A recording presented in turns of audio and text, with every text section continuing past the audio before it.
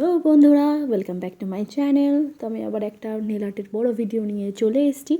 দেখো, yellow colour একটা nail polish আমি পরিয়ে নিলাম।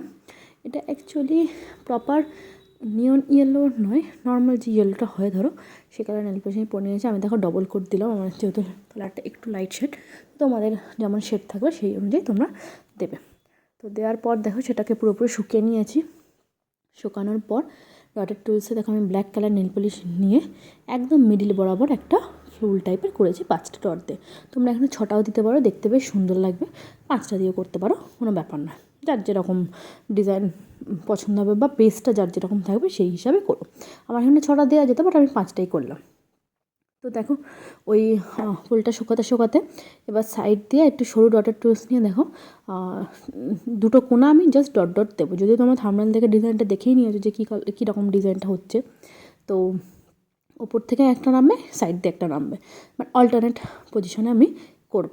তোমরা তার উল্টো দিকটাও করতে পারতে। আমি ধরো ডান দিকের এই নিচেটা করেছি আর বাঁ দিকের ওপরটা করেছি।